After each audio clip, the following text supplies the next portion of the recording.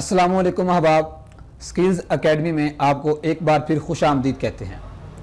पिछली वीडियो के अंदर हमने आपको तहसीलदार और नायब तहसीलदार का टेस्ट पैटर्न और सिलेबस बताया। इंग्लिश पेपर के अंदर कौन कौन से क्वेश्चंस और कौन कौन सा पोर्शन आएगा, इस हवाले से हम अपनी वीडियो अपलोड कर चुके हैं। आप लोगों ने इस वीडियो को काफ़ी सराहा। फिर हमने जो पेपर 2 है जनरल नॉलेज का, उसका एक सैम्पल और पैटर्न पेपर अपलोड किया। आप लोगों ने वो वीडियो भी काफ़ी पसंद की और कमेंट सेक्शन के अंदर आप लोगों ने ये डिमांड की कि इंग्लिश के ऊपर भी एक वीडियो अपलोड की जाए कि तहसीलदार और नायब तहसीलदार का जो इंग्लिश का पेपर है, पेपर 1 है, उसके अंदर जो ये चीज़ें आनी हैं उनमें किस तरह के क्वेश्चन आएंगे, टेंसेस में से कैसे किस तरह के सवाल बन सकते हैं, पार्ट्स ऑफ स्पीच में से कौन से क्वेश्चन बन सकते हैं, प्रीपोजिशन में से कैसे सवाल आएंगे, एक्टिव वाइज पैसिव वाइज, और ग्रामर के क्वेश्चंस किस तरह बेस होंगे। तो व्यूअर्स, हम आपके लिए आज ये दूसरी वीडियो लेकर आए हैं। उम्मीद है आप लोग ये वीडियो पसंद करेंगे। वीडियो आगे बढ़ाने से पहले मैं आपको बता दूं कि अगर आप हमारे चैनल पर नए हैं, स्किल्स एकेडमी के इस चैनल पर अगर आप नए हैं तो आप हमारे चैनल को अभी सब्सक्राइब कर लें। इस चैनल के अंदर आपको academic information, jobs related information, MCQs और इसके अलावा इंटरमीडिएट, ग्रेजुएशन और मास्टर्स लेवल की तमाम सब्जेक्ट्स की प्रिपरेशन के लिए काफ़ी मटेरियल मिलेगा जो आपको काफ़ी हेल्प करेगा। तो व्यूअर्स, चलते हैं आज की वीडियो के अंदर। आज की वीडियो में तहसीलदार और नायब तहसीलदार का जो पेपर 1 है, जो अपकमिंग PPSC खुद टेस्ट ले रहा है, इंग्लिश का जो पेपर है, उसके हमने 50 क्वेश्चंस को बेस किया है। इस पेपर के अंदर 50 क्वेश्चंस इंक्लूड किए हैं। इसकी पार्ट 2 में इंशाल्लाह हम अगले 50 क्वेश्चंस अपलोड करेंगे। उम्मीद है आप लोगों को वीडियो पसंद आएगी और आपको टेस्ट के अंदर काफ़ी हेल्प मिलेगी। पहला क्वेश्चन है views, he tried to park his car but dash space was not big enough. Option A है ए, ऑप्शन बी है एन, ऑप्शन सी है दा और ऑप्शन डी है नन। यहाँ पे अपने प्रेपोजिशन फिट करनी है, तो यहाँ पे option C is the right answer, the लगेगा। He tried to park his car but the space was not big enough. Viewers, इस वीडियो के अंदर हमने प्रेपोजिशंस को चूज किया है, सिनोनियम एंटोनियम्स को टच किया है। इसके अलावा डायरेक्ट इनडायरेक्ट, पैसिव वॉइस और वर्ब्स के जितने भी पार्ट्स हैं, पार्ट्स ऑफ स्पीच हैं जितने भी, उन सब को भी शामिल किया है। तमाम को अहाता करके वीडियो बनाई है। हमारा सेकंड क्वेश्चन है, the सिनोनियम of diligent is. Diligent का सिनोनियम क्या है? हार्ड वर्किंग, विटी, डेलिबरेट और lazy. And the right option is answer A, hard working. मेहनती शख्स को हार्ड वर्किंग कहते हैं और उसी को ही डिलीजेंट कहते हैं। Question number 3 is, he is now ashamed dash his conduct. वो अब अपने रवैये पर शर्मिंदा है। ही इज नाउ अशेम्ड, क्या फ्रॉम लगेगा, विद लगेगा, ऑफ लगेगा या बाय लगेगा या एड लगेगा? तो राइट आंसर है option C, he is now ashamed of his conduct. Question number 4, he always comes dash home late. वो हमेशा घर लेट आता है, देर से आता है। तो यहाँ पे क्या लगना चाहिए? यहाँ पे व्यूअर्स ए भी लग सकता है और बी भी लग सकता है, यानी टू भी लग सकता है और एट भी लग सकता है। He always comes at home या he always comes to home late. दोनों ऑप्शंस ठीक हैं, इसलिए C is the right answer, both A and B. I am shy dash my teacher with, from, of, to. तो यहाँ पे जो option fit बैठती है वो है ऑप्शन नंबर सी, यानी ऑफ लगेगा। I am shy of my teacher. ये प्रेपोजिशंस थी कुछ। अब आगे चलते हैं। She turned heads wherever she went. What does the idiom phrase turns head mean? ये इडियम सेलेक्ट किया गया है, काफी अहम इडियम है। इडियम फ्रेज टर्न हेड से क्या मुराद है? To please, get angry, attract a lot of attention, not knowing what to say और get acquainted. And the right answer is C, attract a lot of attention. She turn heads wherever she went, जहां जहां वो जाती है, attract a lot of attention, उसको काफी ज्यादा attention मिलती है। टर्न्स हेड मीन क्या है?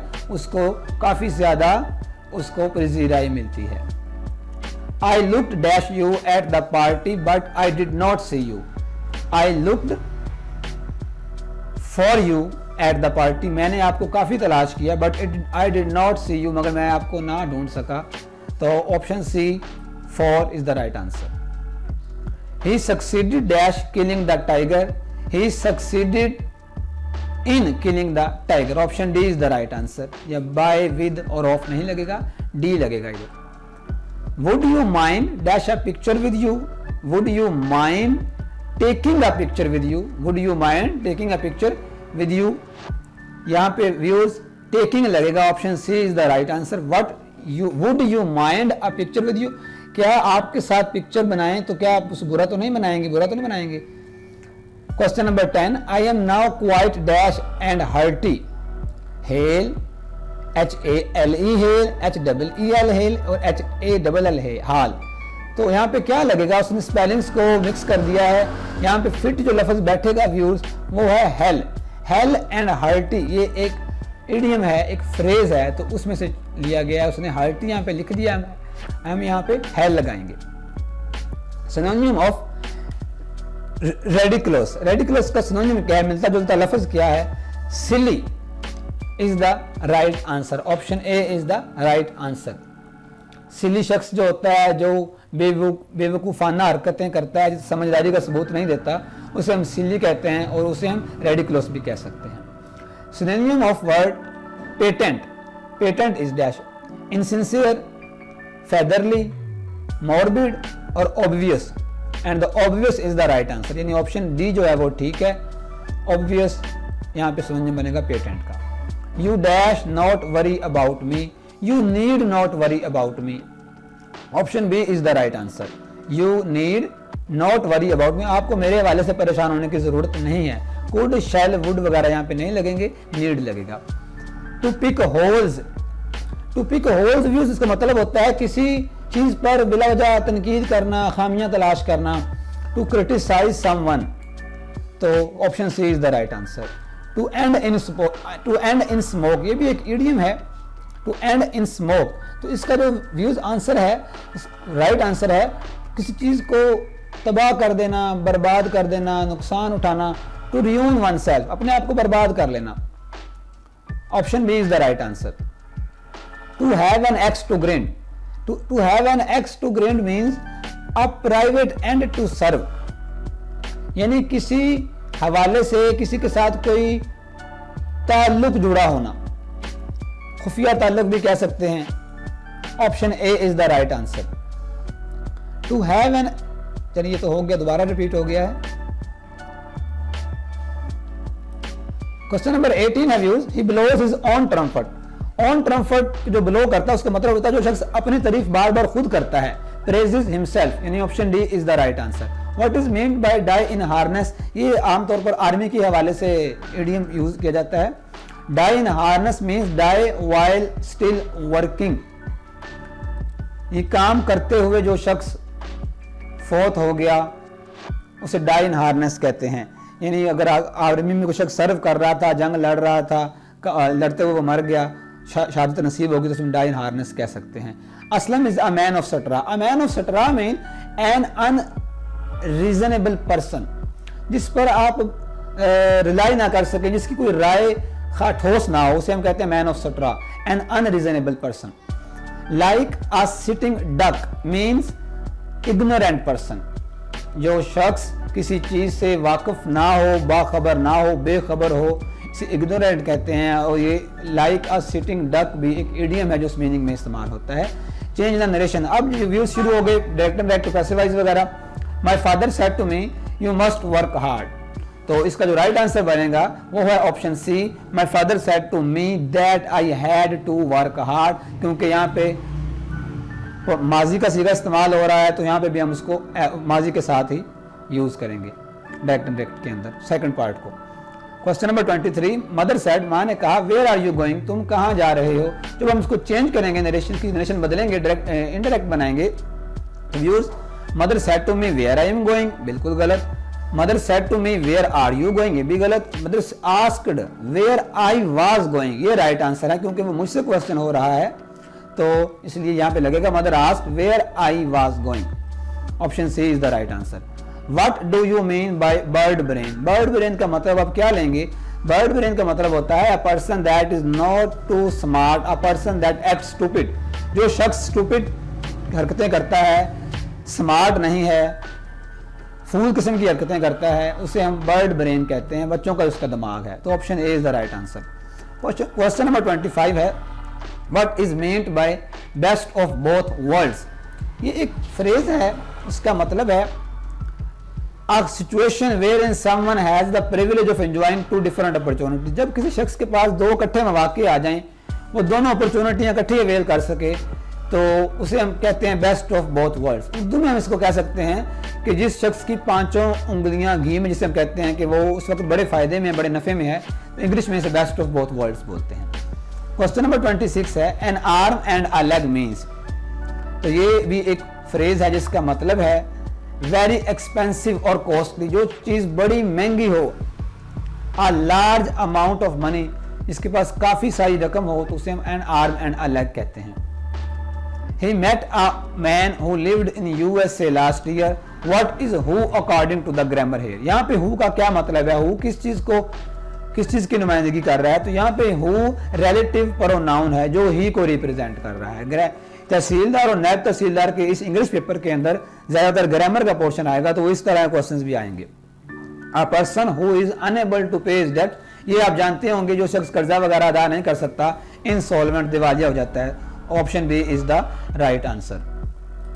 सिनोनिम ऑफ फयास्को, फयास्को का मिलता जुलता वर्ड जो है वो है फेलियर, नाकामी। Question number 30, she prepares herself a note, what is herself according to grammar. इस सेंटेंस के अंदर जो हर सेल्फ है वो रिफ्लेक्सिव प्रोनाउन है। प्रोनाउन की एक किस्म है, अगर आप लोगों ने नाउन और प्रोनाउन की किस्में नहीं की तो इसे पढ़ें तो आपको क्वेश्चन समझ आ जाएगा। They are enjoying swimming. अब यहाँ पे जो स्विमिंग है वो वर्ब के सीगे में इस्तेमाल नहीं हो रहा, बल्कि ये जो स्विमिंग है ये यहाँ पे नाउन है, इस पे काम हो रहा है। जो एंजॉइंग है ये वर्ब है। सिनोनियम ऑफ इनेन, इनेन का जो मतलब है व्यूअर्स, इसका जो सिनोनियम है वो है, राइट आंसर उसका बनता है बी, सेंसलेस पर्सन। जो पैसे ऊपर हमने पढ़ा, जो स्टूपिड पर्सन होता है, जो अक्लमंदाना बातें ना करे, उसे हम इनेन भी कह सकते हैं। सिनोनियम ऑफ टैकीटर्न, टैकीटर्न का जो उलट लफ्ज है, एंटोनियम, इसका मुतजाद जो है वो है व्यूअर्स, तो व्यूअर्स इसका जो राइट आंसर है वो है गैरिलियस। ये इस तरह की मीनिंग होती, इस तरह की गुफ्तगू होती है जो कि डल किस्म की हो, लंबी बतूनी किस्म की बातें हो, ज्यादा लंबी की गुफ्तगू करे। क्वेश्चन नंबर 34 है find the correct spelling for the words below. तो यहाँ पे सुपर सीड के स्पेलिंग लिखे गए हैं, तो वो आप देख रहे हैं, option B is the right answer. आपको स्पेलिंग्स भी आने चाहिए मुश्किल अल्फाज के। Ayesha was engage dash Luqman, तो यहाँ पे जो प्रपोजिशन यूज होगी व्यूअर्स वो है to. Ayesha was engage to Luqman, जब किसी शख्स की किसी दूसरी फीमेल से एंगेजमेंट होती है, शादी होती है, तो उसे हम टू यहाँ पे मौजू जो प्रपोजिशन बनती है, Ayesha was engage to Luqman, Ayesha की लुकमान से एंगेजमेंट हो गई। What does the idiom black and blue mean? Idiom black and blue का जो मतलब होता है व्यूअर्स वो है full of bruises, full of bruises, जिसका मतलब है व्यूअर्स बहुत सख्ती से किसी को मारना। एंटोनियम ऑफ डवार्फ, डवार्फ का जो उलट मतलब है, जो उलट उसका मुतजाद अल्फाज है वो है जायंट। जायंट होता है बहुत बड़ी कोई चीज़, डवार्फ होता है बहुत छोटी कोई चीज़, कोई बोना किस्म का शख्स कह लें या कोई चीज़ कह लें। Change the narration, he said the sun is stationary. अब जो इस तरह की होते हैं जो कि कह रहे हैं कि यूनिवर्सल किस्म की सेंटेंसेस होते हैं वो वैसे ही आ जाते हैं। He said that the sun is stationary. Question number 39, he is fond, यहाँ पे ऑफ लगेगा। जब कोई शख्स किसी चीज़ को पसंद करता हो, उसकी कोई हॉबी हो, तो वहाँ पे हम ऑफ लगाएंगे। ही इज फॉन्ड ऑफ, वो ड्राइंग को पसंद करता है, वो ड्राइंग का शौकीन है। पैसिव वॉइस बनाएं, I saw him leaving the house is, I saw him leaving the house is.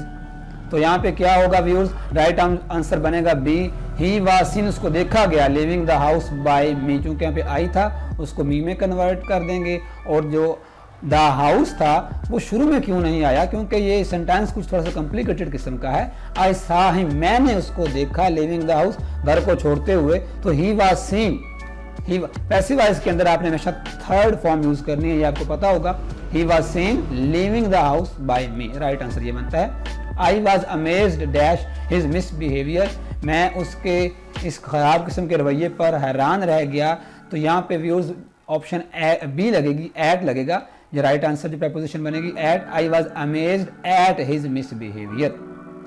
फिर पैसिव वॉइस बनाएं, the boy did not break the glass, तो यहाँ पे ग्लास पहले आ जाएगा, द ग्लास। अब डिड नॉट है माजी है तो उसको हम माजी में कन्वर्ट कर ले जाएंगे, वाज नॉट थर्ड फॉर्म लगाएंगे, ब्रोकन किससे, बाय द बॉय, तो बॉय एंड पे आ जाएगा। सिंपल सा सेंटेंस है। सिनोनिम ऑफ सेडेट, सेडेट का जो मिलता जुलता लफ्ज है व्यूअर्स वो है काम। जो शख्स बिल्कुल काम हो, कूल हो, तहम्मुल मजाज हो, उसे हम सेडेट कह सकते हैं। The teacher found many mistakes in my composition when she went dash it into about 4, यहाँ पे थ्रू लगेगा जी, ये थ्रू राइट आंसर है। जब वो टीचर ने मेरी कंपोजिशन को चेक किया, वेंट थ्रू, वो पूरा उसने उसको पढ़ा तो उसने काफ़ी गलतियाँ इसमें से ढूंढी, निकाली। I dash to Lahore with 2 friend last night, तो जो इमीडिएट माजी गुजरता है, जो करीब माजी होता है, वहाँ पे हम वर्ब की सेकंड फॉर्म लगाएंगे। कल रात को मैं दोस्तों के साथ लाहौर गया तो वेंट लगेगा, यहाँ पे option B is the right answer. My friend amused us dash funny jokes, मेरे दोस्त ने मुझे लतीफ़ों से, फनी जोक से बड़ा अम्यूज़ किया, लुत्फ़अंदोज़ किया, तो विद लगेगा। My friend amused us with funny jokes from at on, ये नहीं, ये सही नहीं है option. Some animals have unique dash that allows them to survive in extreme weather conditions, तो ये कुछ मिलते जुलते अल्फाज ही हैं, मीनिंग तकरीबन एक जैसा। करेक्टरिस्टिक्स, प्रॉब्लम्स, फीलिंग्स, कंडीशंस, तो बल्कि ये तो सिंपल सा है। करेक्टरिस्टिक्स इसका आंसर बन रहा है। जो परिंदे होते हैं उनकी यूनिक करेक्टरिस्टिक्स होती हैं, खसूसियत होती हैं, जो उनको हर तरह के माहौल में ज़िंदा रहने में मदद देती हैं। I would really dash if you could help me out, I would really appreciate, मैं आपकी हकीकत में तारीफ़ करूँगा अगर आप मेरी, if you could help me, अगर आप मेरी मदद कर सकते हैं, मेरी मदद कर सकते हैं, मैं आपको बहुत ज़्यादा सराहूँगा। May I give you dash advice, क्या मैं आपको एडवाइस दे सकता हूँ। व्यूअर्स, एडवाइस के साथ आपने आ नहीं लगाना, या तो पीस ऑफ एडवाइस लगाएंगे या आप सम लगाएंगे, याद रखें। I may I give you some advice, क्या मैं आपको कोई नसीहत कर सकता हूँ। And the last question is the sparrows took no dash the bread, the sparrows took no notice of the bread, यहाँ पे प्रेपोजिशन भी यूज करनी है और आपने वर्ब भी यूज करना है। The sparrows took no notice of, परिंदों ने उस रोटी का, जो ब्रेड का पीस है, उसका कोई नोटिस नहीं लिया, उन्हें उसका वो महसूस नहीं कर सके उसकी मौजूदगी को, तो option A is the right answer है। अबाउट, फ्रॉम और टू नहीं लगेंगे। व्यूअर्स, आज की वीडियो के अंदर हमने इंग्लिश पोर्शन का अहाता किया है।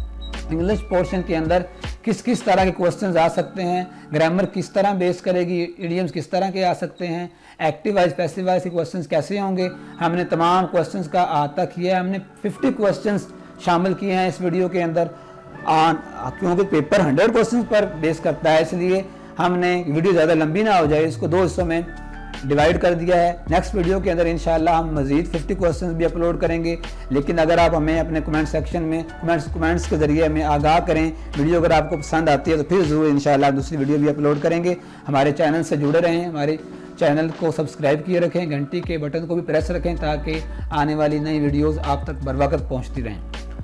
इस तहसीलदार और नायब तहसीलदार के पेपर के लिए आपको बेस्ट ऑफ लक, अल्लाह ताला आपको कामयाब करे। अगली वीडियो तक के लिए आपसे इजाज़त चाहूँगा। अल्लाह हाफिज़।